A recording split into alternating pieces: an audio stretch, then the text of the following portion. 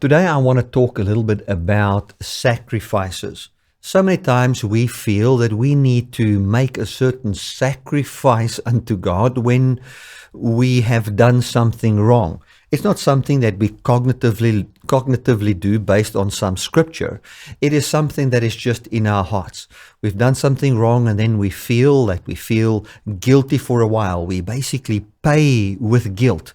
We pay with, I've done something wrong now. I'm willing to suffer for a while, feeling guilty and feeling bad. And then after 2 or 3 days of feeling guilty or bad or not praying as I used to pray or reading the Bible or just feeling guilty for a while, paying with guilt for the sins that you have committed, you then, as you start to read the Bible again or start to think about God, feel a bit better, and then you want to pay with good things that you'll do. Some will just jump straight into it. I've done that before. You do something bad, or you had a bad thought, or you express bitterness towards somebody, or you walk in unforgiveness, then to right that wrong, you will go and do something good to someone else, wherein you would basically convince yourself that you are not so bad. And that is something that you do in payment, something that you're willing to sacrifice in bringing peace to your life. Now, this whole system of sacrifices is so deeply ingrained into humanity,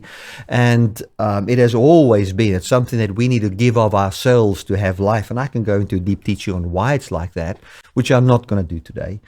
But we have seen the sacrificial system in the Old Testament. I mean, the whole Old Testament is flooded with scriptures on sacrifices. I mean, we have Deuteronomy explaining to us. We have Leviticus explaining to us on all these sacrifices. Exodus explaining unto us how all these things work and how it worked and how it was applied.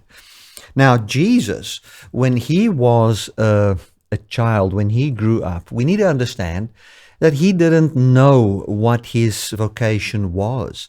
When he was 1 year old or 6 months old, he didn't know that he was the Son of God. He didn't know that he was the Messiah of Israel. He didn't understand any of those things. He just knew what a 6-month-old will know or what a 1 year old will know.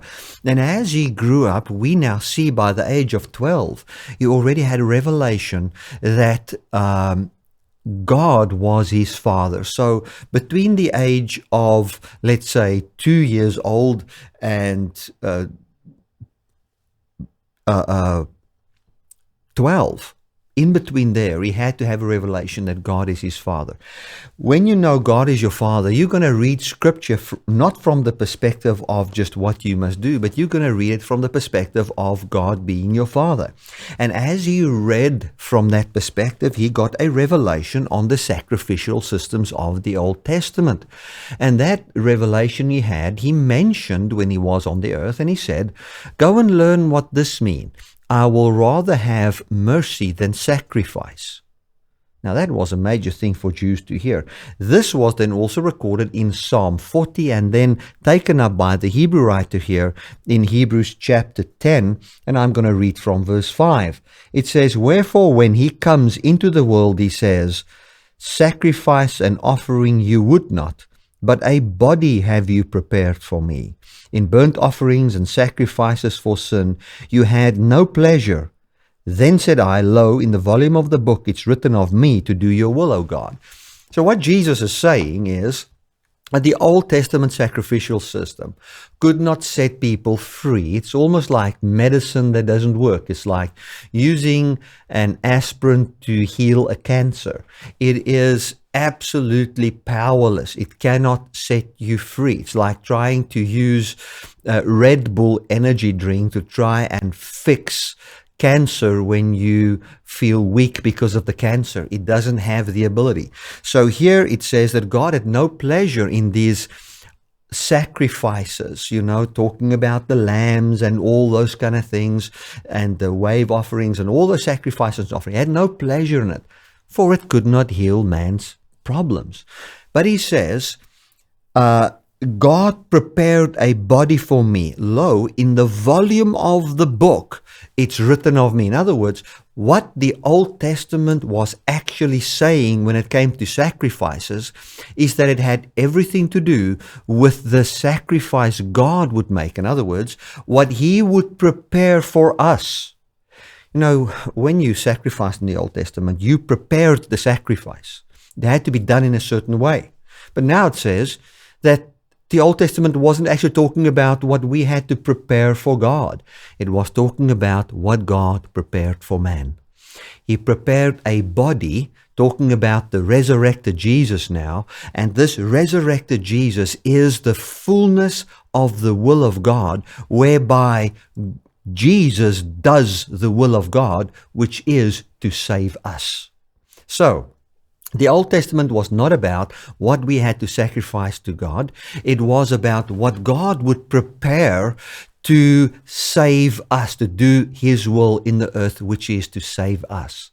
Now that brings us to the point where we can now, in the subconscious part of our mind, have our minds reprogrammed, knowing that when we do something wrong, we will not have to fall into the default setting of, okay, let me do something right now to override the wrong, or let me function from guilt to feel better for a while in fixing the problems that I brought over myself. Many people, you know, maybe they've cheated on their wife and now they become generous and they donate a building to the church. Or, we find things like that where people, by their actions of guilt, want to sacrifice. When we understand the true system of sacrifice, when we've done something where we feel that we are not partaking of God's life, our mind will automatically go back to the body that God has prepared, which is mercy, which is the womb of Yahweh coming into movement to bring life forth, where the womb of Yahweh gives birth to a new life to you. So what over years wherein God has helped me and renewed my mind about these things, when I see that there's something in my life where I am not partaking of God's life, what comes up in my mind is immediately the resurrected Jesus and how He has been given to bring life to me, when I don't fall just automatically into the guilt. I'm not saying that I never feel guilty when I have something that is wrong, but I find that the depths of my being gravitates towards the power of the resurrection. And that is the way that God has designed for us to live. So I want to encourage you, when it comes to sacrifice, think on what God has given to us.